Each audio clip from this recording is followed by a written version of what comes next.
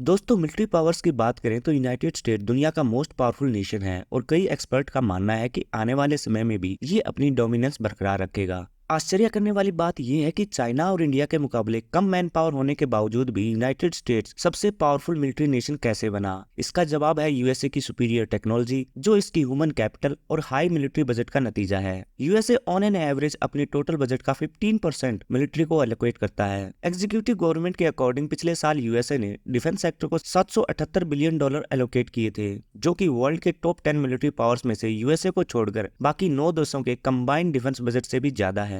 Data के according US military 6125 nuclear weapon, 11 aircraft carrier, 68 nuclear submarine, 3761 military aircraft, 867 attack helicopter, 6209 tanks और 113 warship possess करता है। B2 Spirit stealth bomber, A10 Thunderbolt second, Apache attack helicopter और F-22 Raptor इनमें से कुछ notable combat unit के नाम हैं। आज के इस वीडियो में हम इसी F-22 रैप्टर के बारे में बात करने वाले हैं, जो दुनिया का most powerful air superiority fighter jet के रूप में जाना जाता है। आज के इस वीडियो में हम F-22 के सभी फीचर को समझेंगे। इसके अलावा F-22 की प्रोडक्शन क्यों रोक दी गई, इसके कारण पर भी बात करेंगे। लेकिन आगे बढ़ने से पहले दोस्तों, अगर आपने अभी तक सब्सक्राइब नहीं किया इन्फॉर्मेटिव हिंदुस्तान यूट्यूब चैनल को, तो प्लीज सब्सक्राइब कर दें और बेल आइकन भी दबा दें।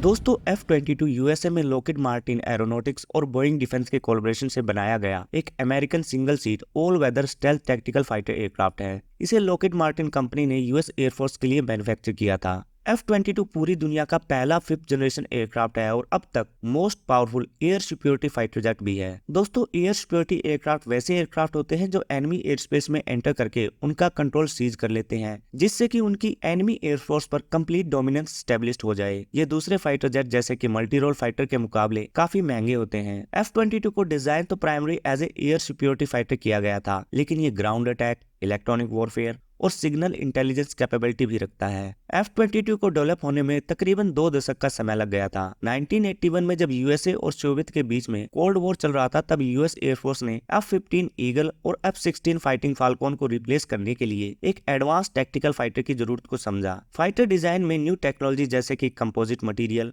Light weight alloys, advance fighting control system, high power propulsion system और स्टेल्थ टेक्नोलॉजी के एडवांटेज ला सके। यूएस एयरफोर्स के लीडर के मुताबिक ये नई टेक्नोलॉजी पुरानी टेक्नोलॉजी यूज करने वाले फाइटर जैसे F-15 और F-16 को 21st सेंचुरी तक आउटडेटेड बना देते। इसीलिए इन नई टेक्नोलॉजी का यूज करके फाइटर जेट बनाना समय की जरूरत थी। इसके अलावा F-22 को डेवलप करने का एक मकसद सोवियत यूनियन के सुकोई Su-27 Faulkner air security fighter की कैपेबिलिटी को सरपास करना भी था, जिसे सोवियत यूनियन द्वारा अमेरिकन F-15 ईगल को आउटफॉर्म करने के लिए बनाया गया था। रैप्टर को डेवलप करने में F-15 के भी बहुत सारे एडवांस सिस्टम इस्तेमाल किए गए हैं, जैसे कि इसका high operational altitude, high manoeuvrability, long range, powerful sensor और हाई वेपन पेलोड, जो कि 8 एयर टू एयर मिसाइल को कैरी कर सकता है। ये सारे फीचर F-15 से ही लिए गए हैं। हालांकि रैप्टर की स्पीड ईगल की स्पीड से थोड़ी कम थी, लेकिन फिर भी इसकी डेवलपमेंट में इस्तेमाल की गई एडवांस नेक्स्ट जनरेशन टेक्नोलॉजीज इसे दुनिया के सारे फाइटर जेट से ज्यादा कैपेबल बनाते हैं। दोस्तों, F-22 की डेवलपमेंट 1980s में शुरू कर दी गई थी और 1997 में पहला F-22 रैप्टर बनकर तैयार हो गया था। 7 सितंबर 1997 को F-22 ने पहली उड़ान भरी और साल 2005 ये यूएस एयरफोर्स में ऑपरेशनल हो गया। यूएस ने इनिशियली 750 रैप्टर ऑर्डर करने को डिसाइड किया था, लेकिन 1997 में इसे रिड्यूस करके 339 कर दिया गया और साल 2012 में 195 F-22 मैन्युफैक्चर करने के बाद, जिसमें से 8 टेस्ट और 187 ऑपरेशनल एयरक्राफ्ट शामिल हैं, यूएस एयरफोर्स ने इसकी प्रोडक्शन रोक दी।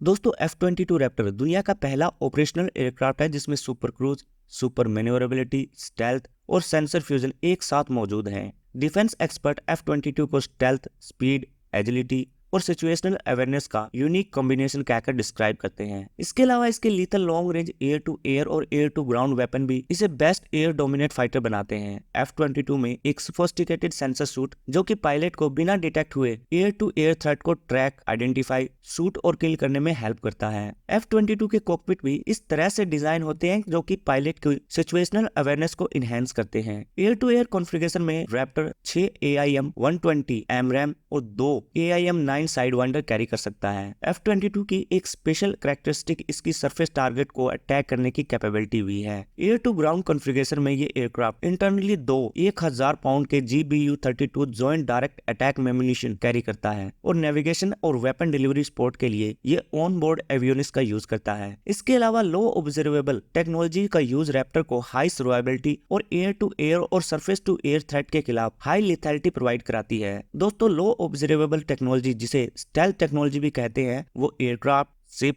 सबमरीन, मिसाइल और सैटेलाइट में यूज की जाने वाली वो टेक्नोलॉजी है जो कि उन्हें रडार, इंफ्रारेड, सोनार और दूसरे डिटेक्शन मेथड से इनविजिबल बना देती है। इंजन की बात करें तो F-22 में प्रैट एंड विटनी द्वारा डिजाइन दो F119 इंजन यूज किए गए हैं। ये इंजन अभी मौजूद सारे फाइटर जेट के इंजन से ज्यादा थ्रस्ट प्रोड्यूस करते हैं। F119 इंजन की मैक्सिमम थ्रस्ट 39,000 पाउंड है, जबकि F-16 फाइटर में F-22 के बाद सेकंड हाईएस्ट थ्रस्ट वाले इंजन यूज होते हैं। उनका मैक्सिमम थ्रस्ट 29,000 पाउंड है। रैप्टर स्लीक एरोडायनेमिक डिजाइन और इंक्रीज थ्रस्ट से बिना आफ्टरबर्नर का इस्तेमाल किए सुपर क्रूज कर सकता है। सुपर क्रूज करने वाले फाइटर अभी तक सिर्फ 4 ही हैं, जिसमें शामिल है F-22 Raptor, Dassault Rafale, Eurofighter Typhoon और साफ ग्रिफन NG। F-22 बिना आफ्टरबर्नर का यूज किए 1.8 मैक की स्पीड पर क्रूज कर सकता है और आफ्टरबर्नर का यूज करने के बाद ये 2.25 मैक की स्पीड से फ्लाई कर सकता है। और इतनी हाई स्पीड पर भी रैप्टर क्विकली एक्सीलरेट करके रेजर शार्प टर्न एग्जीक्यूट कर सकता है। F-22 का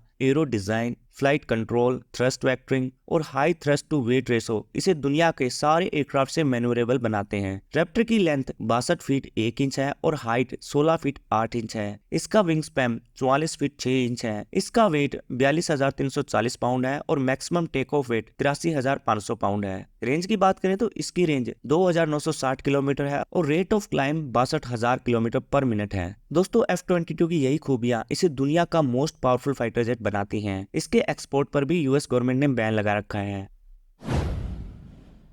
दोस्तों, F-22 प्रोग्राम उस समय दुनिया का most powerful air security fighter jet बनाकर अपने मिशन को अचीव करने में तो सक्सेसफुल हो गया और साथ ही एक दशक से भी ज्यादा टाइम तक इसे हेड टू हेड कंपटीशन देने वाला फाइटर जेट किसी भी कंट्री के पास नहीं था। लेकिन इन अचीवमेंट के बावजूद प्रोग्राम ने कई लेवल पर फेलियर भी देखे हैं। इसमें से सबसे प्रमुख है फाइटर जेट की मेंटेनेंस रिक्वायरमेंट। शुरुआत में ये माना जा रहा था कि रैप्टर लोअर कॉस्ट और लो मेंटेनेंस पर ऑपरेट करने में कैपेबल है, लेकिन रियल केस में इसका बिल्कुल उल्टा हुआ। इसकी ऑपरेटिंग कॉस्ट $60,000 क्रॉस कर गई, जिसके कारण रैप्टर दुनिया का हाईएस्ट ऑपरेटिंग कॉस्ट वाला फाइटर बन गया। लगभग 150 से $200 मिलियन पर फाइटर की कॉस्ट पर रैप्टर पहले ही एक महंगा फाइटर था और ऊपर से इसकी हाई ऑपरेटिंग कॉस्ट ने इसको और भी एक्सपेंसिव बना दिया। जैसे कि 55 सालों तक जो इसकी एस्टिमेटेड लाइफ थी, उतने टाइम के लिए इसको ऑपरेट करने के लिए यूएस एयरफोर्स को $700 मिलियन खर्च करने की जरूरत थी। ये एक मेन कारण था कि यूएस ने प्लान 750 यूनिट से कम करके 187 पर ही इसका प्रोडक्शन बंद कर दिया। साथ ही कुछ एयरफोर्स लीडर F-22 को